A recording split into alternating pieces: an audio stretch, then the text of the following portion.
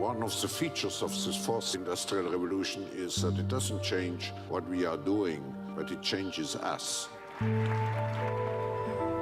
We need a different economic model that will allow us to meet the basic needs of every human on the planet, and that will be focused not on growth per se, but on maximizing human well-being. We have energy technologies that can power our civilization, but how do we get it and implement it at the scale we need at a price that people around the world can afford? If we're able to do something to transform cities, to make them more efficient, then the impact can be huge. We can use asset tracking, we can use IT, we can use 3D printing to decouple growth from the resource constraints we have. The question of adding quality to quantity, it's really about a diverse, safe, healthy, and just world with clean air, clean water, clean energy. Together we are fighting to preserve our fragile climate from irreversible damage and devastation of unthinkable proportions. The prediction of 5 million jobs lost by 2020 to technology is serious, but the main question is, how will we define work? How will we share the wealth? How can you have a doctor that really knows a lot about data? How can you have a biologist that knows about medicine? We have to create a space that enables people to think freely, to think divergent thoughts, to think creative thoughts. We really need new education or new training. We're working with a World in Motion and FIRST Robotics, trying to encourage students from 3rd grade all the way up through the end of high school to pursue science, math, and different technologies. It's this ability of digital technology to change outcomes, to truly empower people that can create a more equitable growth. Fourth industrial revolution has the potential to make inequalities visible and to make them less acceptable in the future. I was the first person in the world to be able to voluntarily move my legs while stepping in a robot. The cure will be possible if enough of the right people have the will to make it happen. We're seeing this incredibly exciting convergence of genome editing, DNA sequencing. Governments have a very important role to play in enabling the safe and effective use of technologies. We need to take responsibility at every level of society to adapt to these technological challenges, which are redefining what it means to be completely embedded in this world. Even though we have everyday problems we have to solve, we have to find a way to lay the foundations for the innovations of tomorrow. Our bodies will be so high-tech, we won't be able to really distinguish between what's natural and what's artificial. Inside our own heads is the most complex arrangement of matter in the known universe. You might ask yourself, can we get to be superhumans?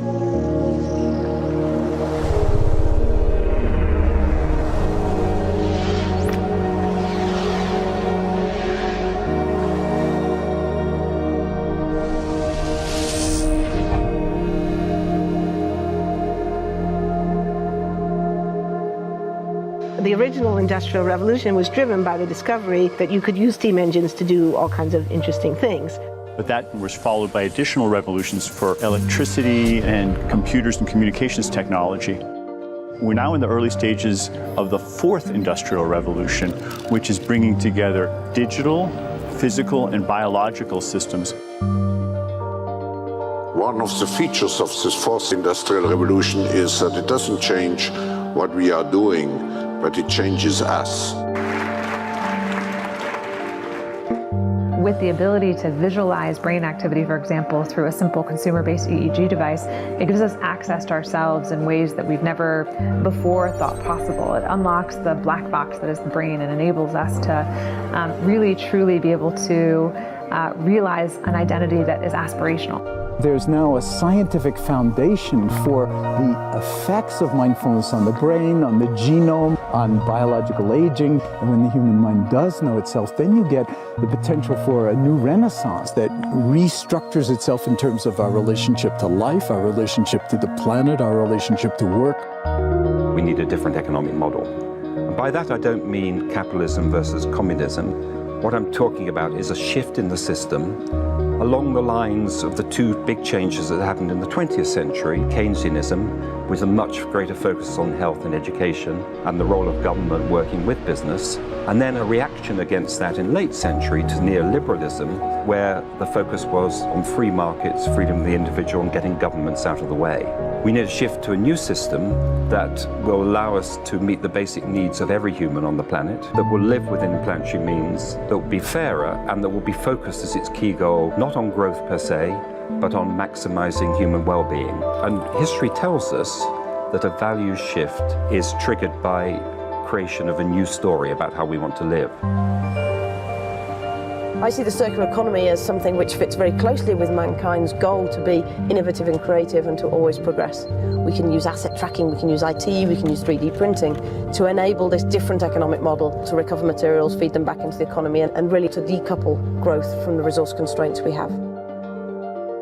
The reason we live in cities is not different today than it was 10,000 years ago. Even if we have got networks connecting us, we still want to have places where we meet in person. So this means the place where we work and the place where we live are much closer to each other, a city where we don't need to have big supply chains in order to produce things, where many things can be sourced locally thanks to 3D printing and robotics.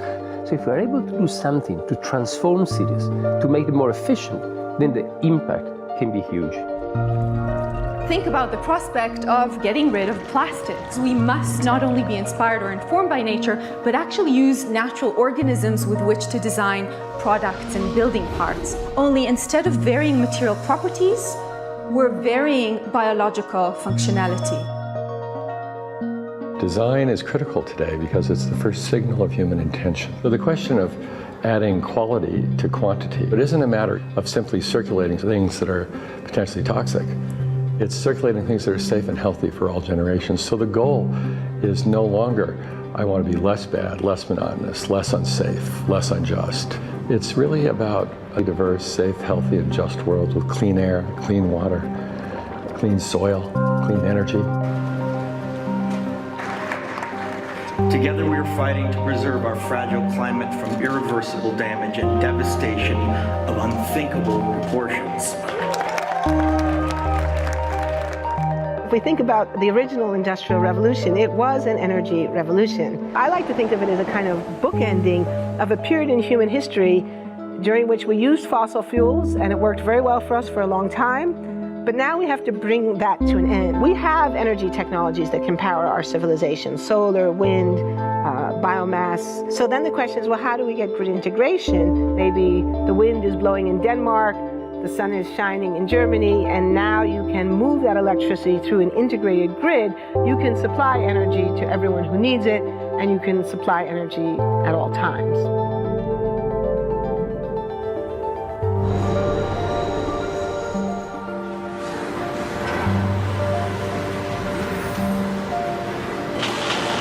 Walking around, you do see different stuff as far as like the body marriage line.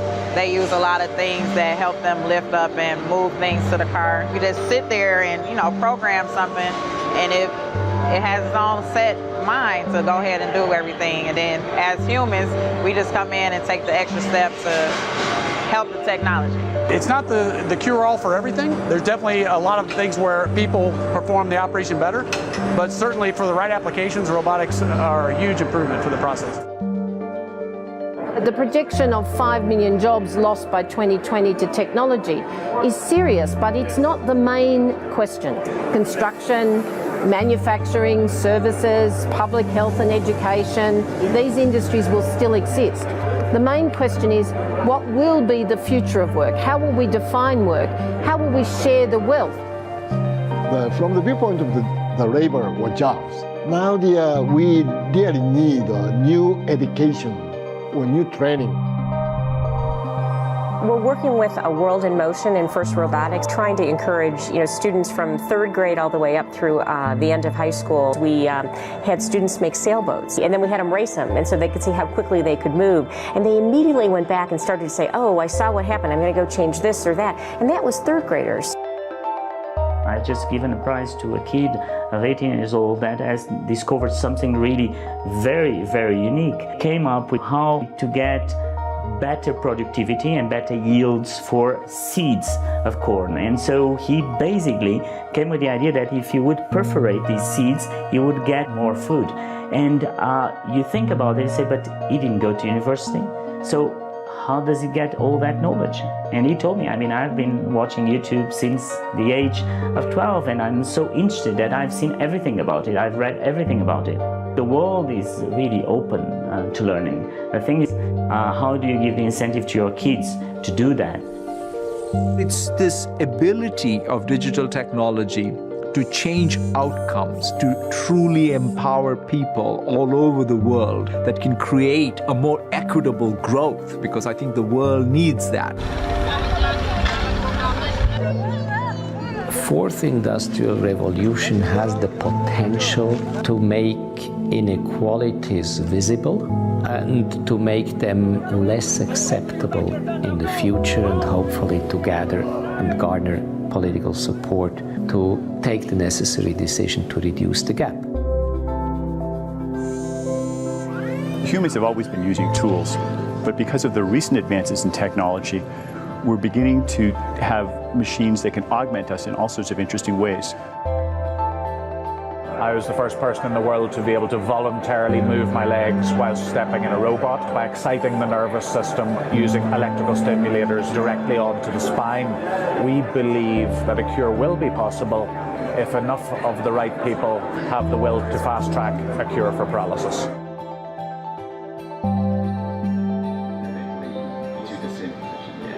We take two things from the patient.